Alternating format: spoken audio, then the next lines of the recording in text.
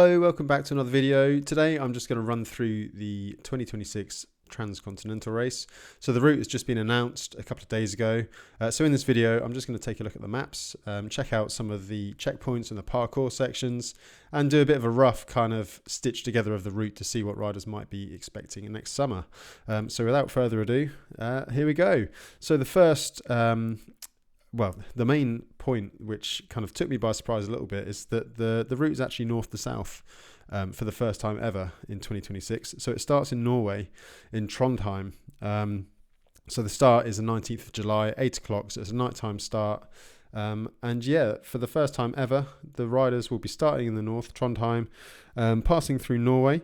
So checkpoint 2. And the first parkour sections are in the town of Flam, I think that's how you say it, in Norway. And then heading further south into some more kind of familiar territory for the Transcontinental race. So the Tatras Mountains, I think the race has been through a couple of times in Slovakia. Sarajevo, there's been a checkpoint there before. And even on the early editions of the race, way back in 2015, the year I won it, we passed through Sarajevo. So yeah, kind of in the TCR heartlands. Albania, Albania is always good for TCR. It's never boring when you're in Albania. Always a headache for route planning. Always surprises, so it's good to see Albania. And then a new finish in Kalamata in Greece. So right kind of down in the south of Greece. Yeah, it's looking like a pretty cool and interesting, slightly different race, and there's going to be some puzzles to solve with route planning as always. I've had a bit of a quick sort of high level overview of it. I've not really dug into details. I think I found a few of the little traps or interesting talking points, so I'll touch on those later. But to start with, I'll go through each individual parkour. Now all the parkour are sent out on Rider GPS, so I'm just sharing the lost dot files. And yeah, we can have a little look and see what people might expect. So start town of Trondheim in the sort of north of Norway, right in the fjords. I expect this to be pretty spectacular. We'll just use a little Google Man on Rider GPS here. Oh, landed in a is it a library? It looks like a library.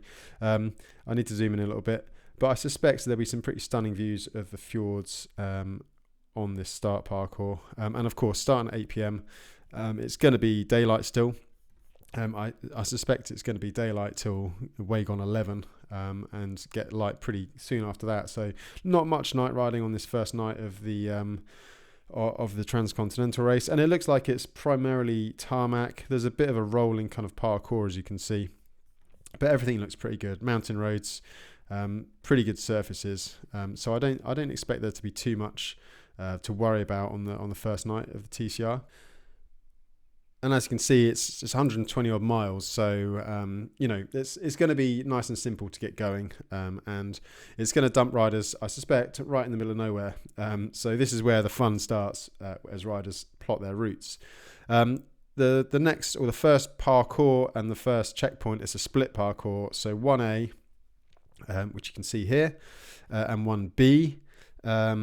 So it tends to be that when there's a split parkour, there's normally some kind of trick or trap involved, or route choice that riders have to make.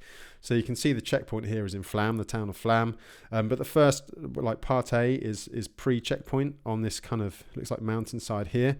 So let me go on to 1A. I've got it on terrain here, so you can see what we're dealing with. It's pretty hilly, deep valleys. And it looks like the riders are going up and over this mountain here. Again, I'll turn it onto the Google map, because the little Google Man is always a good thing to look at here. And it's kind of that kind of classic Norwegian landscape. If you've never been there before, it's a lot of it looks like this, pretty spectacular. But it looks like the road is pretty good. So I suspect there's not going to be any kind of unexpected gravel challenges like you sometimes get on the TCR parkour. Obviously it is quite open. The weather could close in, I suppose, although it is summer. I mean, I've been through Norway and it's 35 degrees, but equally you are pretty far north, so it could be pretty wet and wild as well. And then it looks like the parkour finishes on top of the mountain. You can see there is a road that sort of runs down the mountain here, and I suspect most riders will take it. you can just about see it here on this aerial view. This must be a winter shot, obviously. I'm pretty sure there won't be any snow when the race is going on in the summer. But I think the first kind of little decision to be made is, you can see, well, I'll show you on the second section. So the first section finishes on top of this mountain here, and the second section of parkour starts at this at the checkpoint in Flam. Now I suspect that the reason there isn't a bit in the middle here, I do wonder if this ferry is allowed. I wasn't at the presentation a couple of days ago, and I've not seen the route book. However, there is a ferry that runs up this fjord, so I do wonder if that is actually an option. And you can see it's pretty fantastic, that terrain there. So I do wonder if the ferry is an option. I wouldn't have thought it makes an awful lot of sense, given there is this road here, but then I'm not quite sure if this is allowed to be cycled on. From the research I've done, it looks like you can ride on it, but don't hold me to that. I've only had a quick, brief overview of it. But yeah, it doesn't seem to make too much sense to ride down there, but maybe you can get the ferry. But again, that's a choice for riders to make.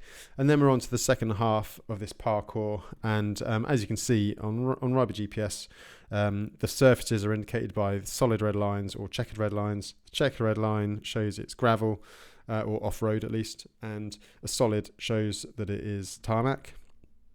So you can see here that it is basically a gravel track. And now, luckily, the Google Man works pretty well in Norway, and to be honest, it doesn't look anything too bad. It looks pretty wild. It looks like it would be really cool to ride up there. And the surface, it looks kind of like fairly loose gravel, but it looks like you'd ride a car up there. That you can see plenty of people taking photos. That's how this track's on there on Google Maps by the looks of it. So yeah, I wouldn't have thought it is too much of a too taxing on bikes, and like a standard road bike looks like it should be okay up there. And then again, it finishes in the middle of nowhere, but I suspect most riders will then continue on down, and this track goes on for quite a while, so it's going to be quite a big section of gravel. But yeah, I mean, the phrase champagne gravel comes to mind. Super smooth, easy rolling, not too slippy gravel. So I think that is going to be the first kind of off-road section of the race, but not too taxing. And then it looks like it dumps you out on this road up here, and that's when riders will have to start making their decisions about where they want to go next.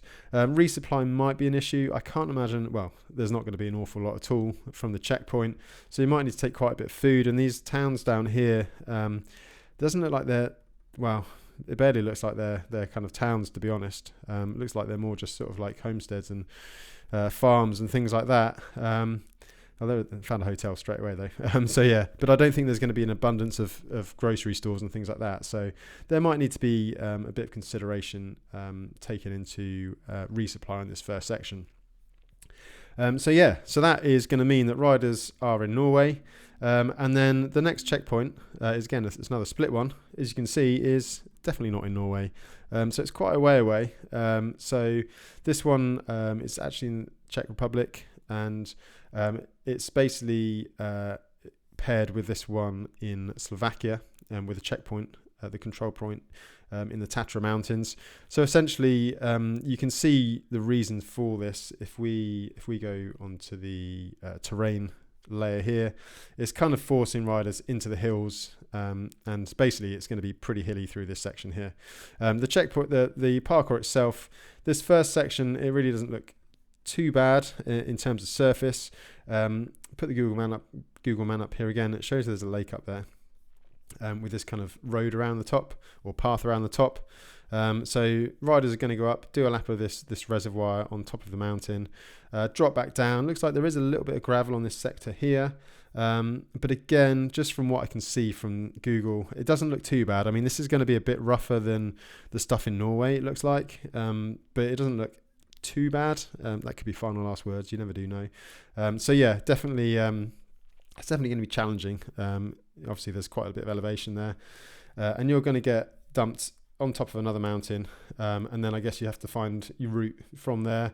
I suspect there's probably a couple of ways down, but this is going to be one of those sort of there's a hiking trail if you want to go down the hiking trail. I suspect there's probably going to be a bit of research needed to kind of find the best way off this mountain. It looks like you might be able to go back on yourself and around this way. So this could be sort of like a dirt road down the mountains. Oh, there we go. So yeah, it looks like looks like a ski road. So I imagine this is a dirt track at the top. So I imagine that most riders will end up kind of following down here somewhere and ending up in Karlowa Studenka, which means that there's a bit of a puzzle to unfurl to get across to the second section of the parkour, and this one is a bit more gravelly. So the riders will end up going through basically a lot of mountainous terrain. I'll put the Google terrain on again so you can see. So yeah, there's going to be kind of some route choosing to do, and the Tatra Mountains are, where are they? Down here somewhere. I need to find it on the Raiby GPS map. It makes it a bit easier. Low Tatra's here. So there's going to be a little bit of puzzling to find the best way across through the mountains here. I suspect there's probably going to be some more direct mountainous ways, maybe some slightly more circuitous flatter ways. Again, that's going to be all in the planning for the ride. And then they're going to hit the parkour itself, which leads up to the control point. So as you can see, the surface is a little bit gravelly. I'll see if we can get any views on it. Well, it's snowy here. I'm hoping by the summer it won't be snowy. Let's see if there's anything else to give us a bit of a clue as to the area. Oh, that's better. So it looks like, well, there's not much of a track. It might be one of those kind of fairly faint mountain roads or tracks, and so yeah, that could give the first challenges. This is probably a better view. It doesn't look too bad here. It looks obviously like it's dry. I suspect if it rains, it could be pretty difficult. It doesn't look like there's much of a surface on it. So yeah, this is one of those ones that I guess could be easy, or it could just take a hell of a long time depending on the weather. And obviously some riders might get it dry, some might get it wet. That could affect the timings through it. And then this kind of climb up to the checkpoint, and again it looks like another mountaintop checkpoint. You can see from the elevation on the bottom that it kind of gradually climbs up, and if we go up here, you can see it's on top of this massive mountain, and the checkpoint is in this kind of, looks like a cable car ski station. In the background here you can kind of see the road. Again, I suspect it's not too bad to ride on a road bike. It looks like it's relatively well driven, but you just have to be a little bit more obviously attentive when you're riding off-road.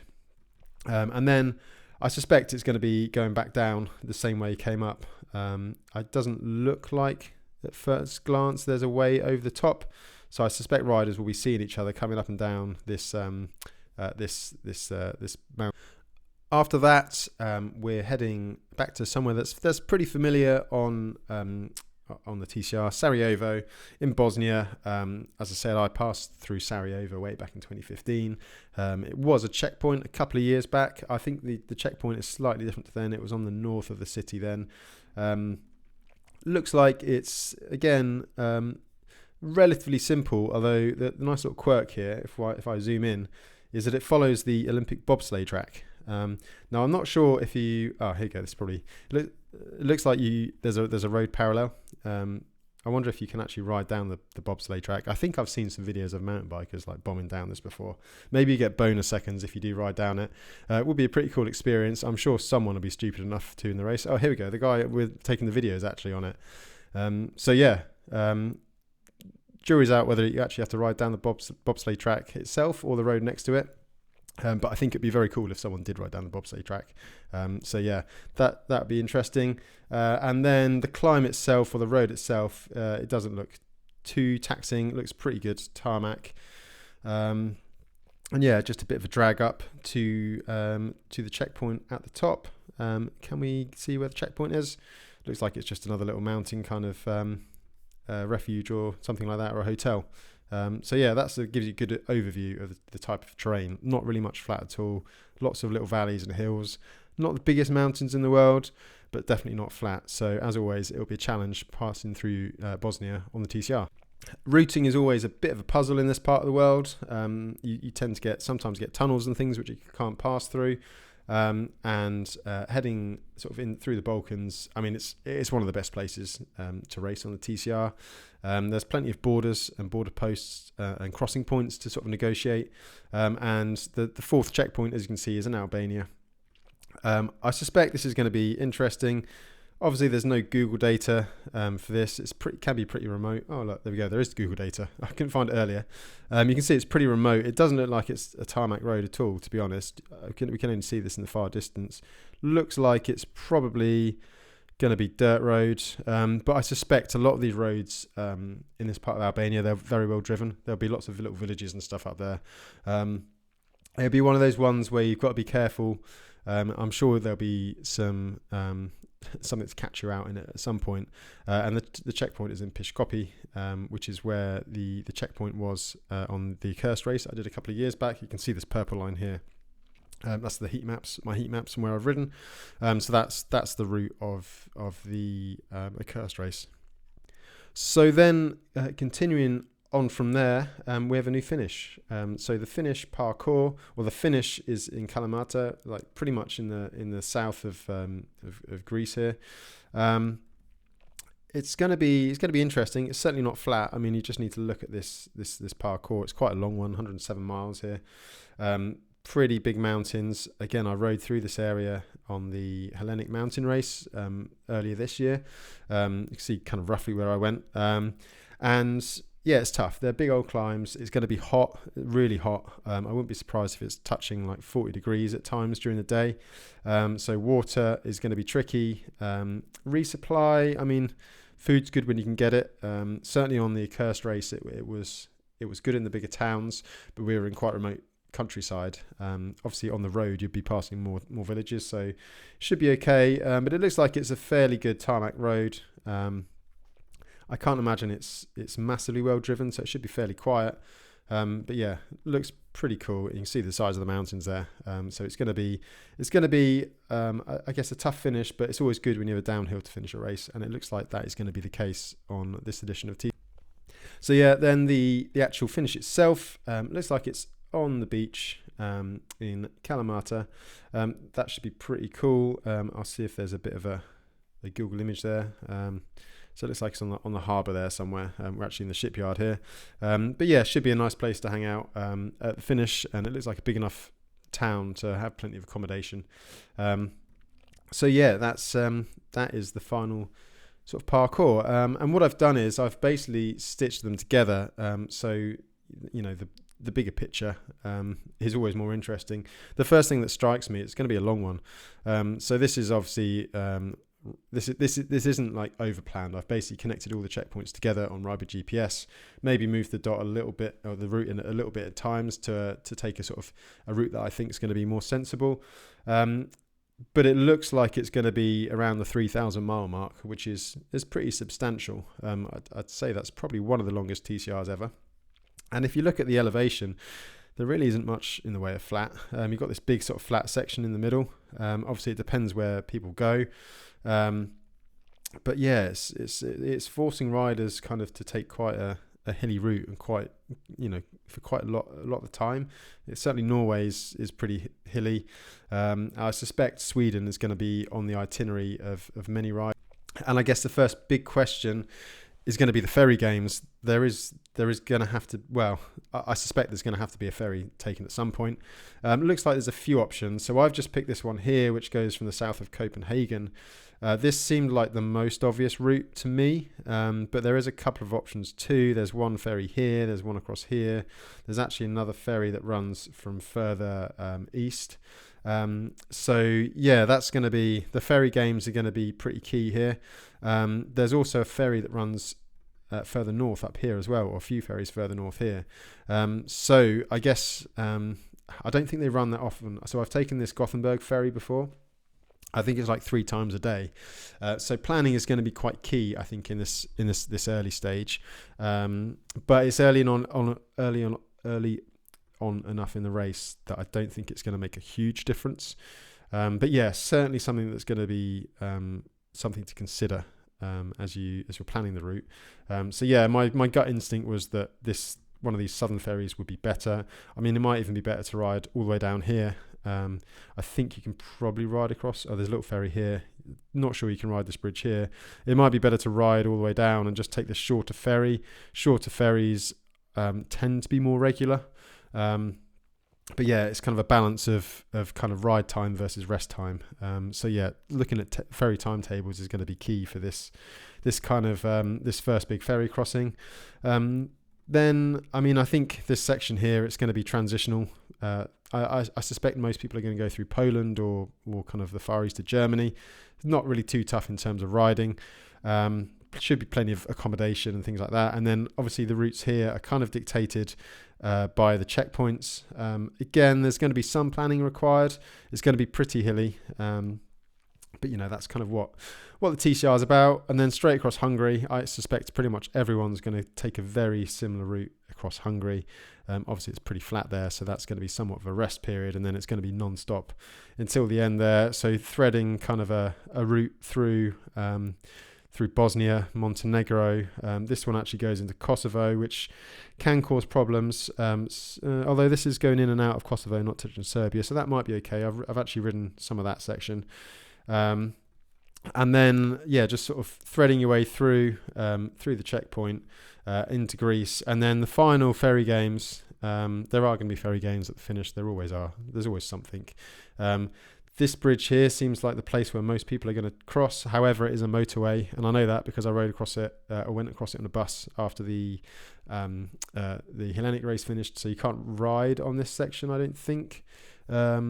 From memory, it does look like there's a path down the side, but I'm not sure you're allowed to access it on a bike. But there is a ferry here. So there's actually a couple of ferries here. These look like they kind of go a bit more regularly. So you can see from this overhead, you can actually see the ferries going to and from here. So there's obviously one going one way and one the other. So yeah, the Hellenic mountain race finished around this bay here, coming over one of these big old mountains. And then TCR is going to be heading into those mountains there. But yeah, so ferry games at the end there, I don't think they're going to be too decisive, and there's enough distance and hard enough parkour between the ferry port, and that's going to be like half an hour tops, I think, the ferry port and the finish to mean that it's not kind of all sort of hinging on that ferry. And a lot happens between, you know, here and the start, so I don't think that it's too much of a thing to get worried about. So yeah, so that is my brief overview of the 2026 TCR route. I think it's going to be interesting, actually. I mean, it could be fairly cold in the north. It could be sort of, 5 or 6 degrees and quite cold, especially if the rain comes in, which it can do. But there's not going to be much in the way of nighttime. And then I think it's just going to get gradually warmer and warmer as riders go south. So maybe some gear kind of choice might be important in the north. It is tempting to skimp on rain gear and warm gear and the like on TCR, knowing that you're always going to be getting warmer. But seeing as it's starting so far north, it's definitely worth considering, I think. And yeah, the ferry games, they're going to be key. I think this section, sort of coming from Norway to sort of mainland Europe, is going to be a key planning point, and that could not make or break, but certainly sort of derail some rides, sort of some riders' kind of plans. So yeah, I think early stages of the race are going to be based on one of the ferry timetables. So yeah, going to be interesting. I'm looking forward to it. I'll be doing my daily coverage, as I always do, by the time the TCR comes along. And yeah, very much looking forward to it. So hopefully I'll see you all then. Thanks for watching, and catch you in another video.